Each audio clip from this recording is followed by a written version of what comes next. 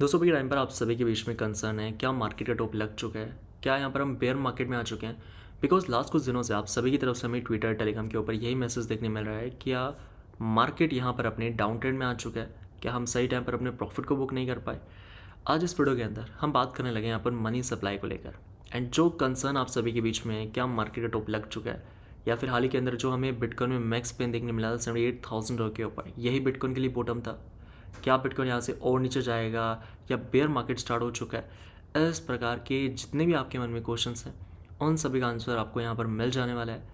And आप सभी की तरफ से हमें कंसर्न देखने मिलता है कि आप ऑल्ट कॉइन्स को लेकर डिस्कस नहीं कर रहे। इस बात का ध्यान रखिए कि अगर यहाँ पर इथेरियम एंड ऑल्ट कॉइन्स का परफॉर्म करना है तो उसके लिए बिटकॉइन का परफॉर्म करना ज़रूरी है। अगर बिटकॉइन यहाँ पर पॉजिटिव रहता है तो उसका इम्पैक्ट हमें इथेरियम एंड ऑल्ट कॉइन्स पर भी देखने मिलता है। लेकिन अभी की ये सिचुएशन मार्केट में कि अगर कोई गुड न्यूज़ आ भी रही है तो उसके ऊपर भी मार्केट यहाँ पर रिएक्ट नहीं कर रहा है। सो अभी के टाइम पर हम सभी के लिए ये समझना ज़रूरी है, क्या यहाँ पर मार्केट का टॉप लग चुका है, या फिर स्टिल यहाँ पर पॉसिबिलिटी है कि मार्केट के अंदर हमें रिकवरी देखने मिले।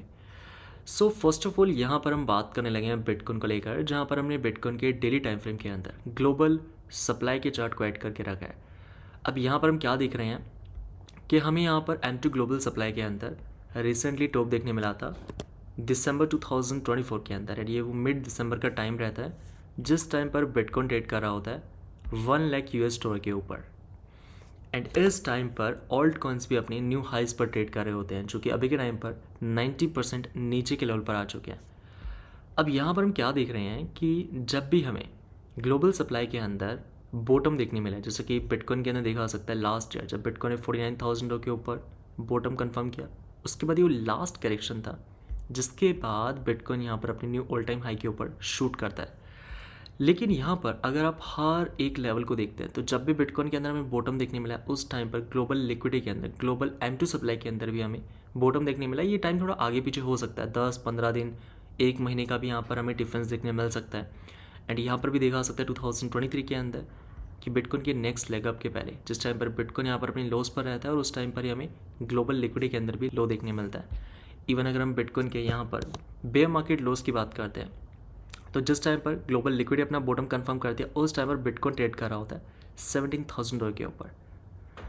अब सवाल ये आता है कि यहाँ पर ग्लोबल लिक्विडिटी या ग्लोबल M2 सप्लाई जो कि यहाँ पर अपना टॉप करने के बाद लगभग 100 डेज तक अपने डाउन ट्रेंड में रहती है।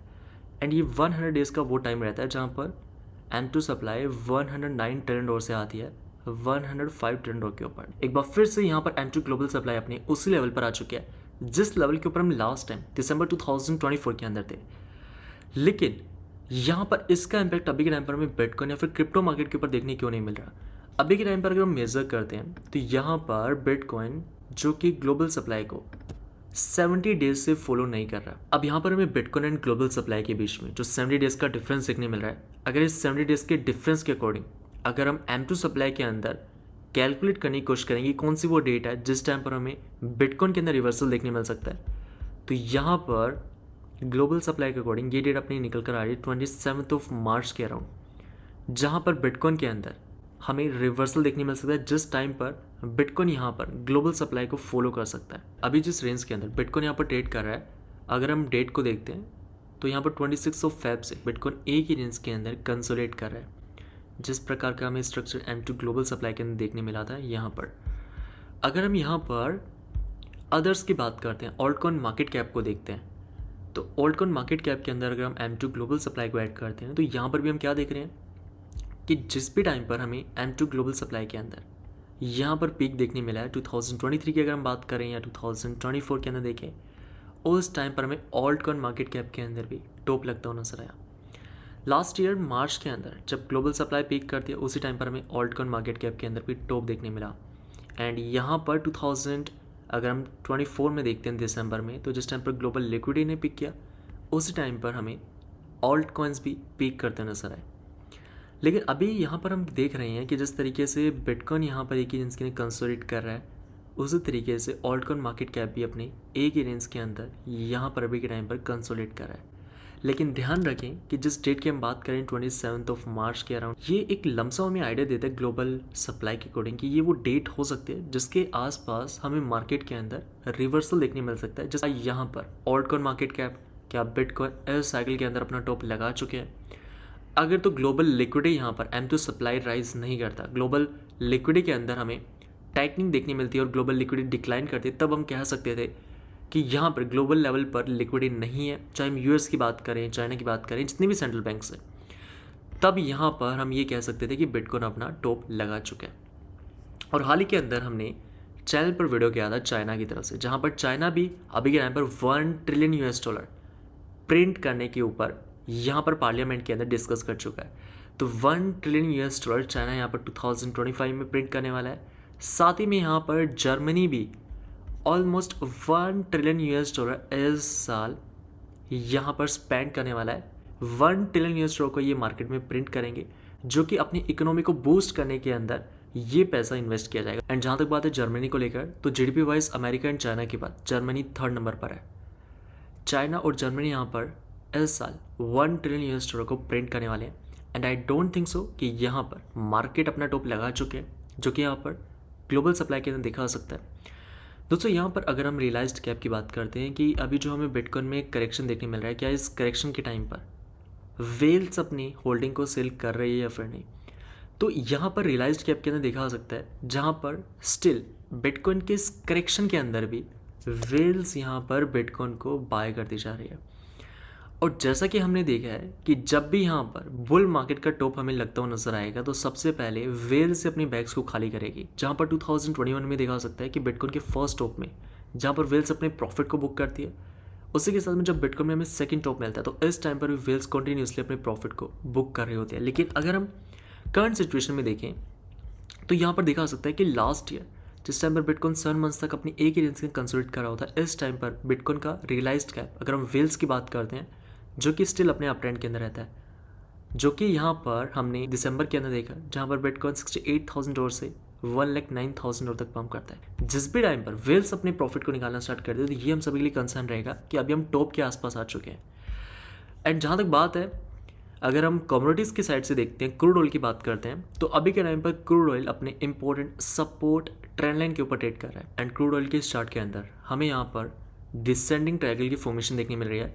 डिसेंडिंग ट्रायंगल जो कि बेसिकली बेरिश पैटर्न है, जिसका ब्रेकडाउन हमें 80% ऑफ द टाइम नीचे की तरफ देखने मिलता है। एंड इस सपोर्ट ट्रेंड लाइन से जहाँ पर अगर हम टाइम फ्रेम को मेजर करते हैं, तो लास्ट 1300 डेज से ज़्यादा का हमें टाइम कंप्लीट होने लगा है। सिंपल वर्ड्स में कहा जाए तो लास्ट 4 ईयर से इस ट्रेंड लाइन से यहाँ पर क्रूड ऑयल हर बार पंप कर रहा है। लेकिन हर पंप के टाइम पर आप क्या देख रहे हैं कि यहाँ पर पंप की जो स्ट्रेंथ है या बुल्स की जो स्ट्रेंथ है, वो यहाँ पर वीक होती जा रही है।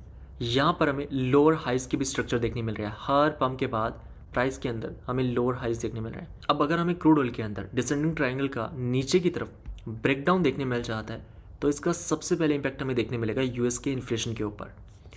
ऐसा इसलिए अगर हम यहाँ पर 2021 में देखते हैं, तो ये वो टाइम रहता है अप्रैल मई का, जिसके बाद यहाँ पर इन्फ्लेशन के अंदर हमें, या फिर अगर हम क्रूड ऑयल की बात करते हैं, जिसके अंदर इंक्रीमेंट देखने मिलता है। और इस टाइम पर क्रूड ऑयल यहाँ पर लगभग 84% तक पंप करता है। सो यहाँ पर अगर हम अप्रैल मई 2021 को US के इन्फ्लेशन में देखें, सो यहाँ पर हम क्या देख रहे हैं कि अप्रैल 2021 का ये वो टाइम रहता है जहाँ पर इन्फ्लेशन के अंदर हमें मेजर इंक्रीमेंट आता हुआ नजर आता है, जिसके बाद इन्फ्लेशन यहाँ पर पीक करती है जून 2022 के अंदर।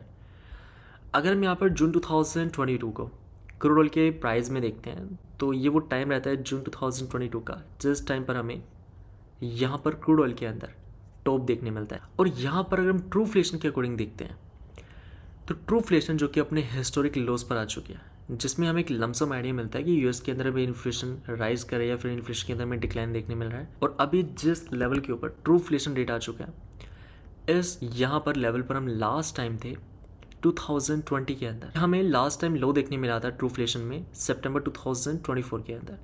तो सितंबर के अंदर में लो देखने मिला था। दैट मीन्स अगर हम अक्टूबर की नेक्स्ट मंथ की बात करते हैं, तो अक्टूबर तक US के अंदर हमें इन्फ्लेशन का डेटा पॉजिटिव में देखने मिला था, जो कि यहाँ पर देखा जा सकता है कि अक्टूबर 2024 तक डेटा हमें डिक्लाइन करता हुआ देखने मिला था। लेकिन यहाँ पर जब से इन्फ्लेशन फिर से राइज करती है, उसके बाद से फिर से यहाँ पर US के अंदर हमें CPI डेटा के अंदर इंक्रीमेंट देखने मिला। अगर हम जनवरी 2025 की बात देखते हैं, तो हमें इन्फ्लेशन के अंदर डिक्लाइन देखने मिल रहा है। अगर हम फैब की बात करते हैं, जहाँ पर फैब की स्टार्टिंग में ट्रूफ्लेशन रेट चल रहा होता है 2.7%, और फेब के लास्ट के अंदर ट्रूफ्लेशन रेट आ जाता है 2.17%। हम सभी के लिए यहाँ पर ट्रूफ्लेशन रेट कितना परसेंट है ये इंपॉर्टेंट नहीं है, हम सभी के लिए ये इंपॉर्टेंट है कि हमें कितने परसेंट से डिक्लाइन देखने मिल रहा है और डिक्लाइन आ भी रहा है फिर नहीं। तो यहाँ पर हमें जो डिक्लाइन देखने मिला है 2.7 से 1% कह रहा हूँ, तो ये हमें क्या क्लियर करता है कि यूएस के अंदर इन्फ्लेशन अभी फिर से डिक्लाइन करना स्टार्ट कर चुके हैं। अब इसके पीछे का क्या रीज़न है, एक तरफ जहाँ पर फेड कुछ टाइम से रेट कट करने की बजाय रेट को पोज कर रहा है जिससे कि वो यूएस में इन्फ्लेशन को कंट्रोल कर पाए, साथ ही में क्रूड ऑयल का प्राइस भी अपने हिस्टोरिकल लोस पर आ चुका है। अब यहाँ पर यूएस के अंदर नेक्स्ट सीपीआई डेटा रिलीज होने वाला है 12 मार्च को, और इस बार के इन्फ्लेशन डेटा की पॉजिटिव आने की पॉसिबिलिटी रहेगी, जैसे कि यहाँ पर हमने ट्रूफ्लेशन के अंदर देखा, क्रूड ऑयल के अंदर देखा। बाकी आपका क्या ओपिनियन है कमेंट करके जरूर बताएं। बाकी अगर आपको इस वीडियो से ज़्यादा से भी इन्फॉर्मेशन मिली है लाइक का बटन दबाना मत भूलें। बाकी मैं मिलता हूँ फिर आपसे नेक्स्ट वीडियो में, तब तक के लिए जय हिंद और वंदे मातरम।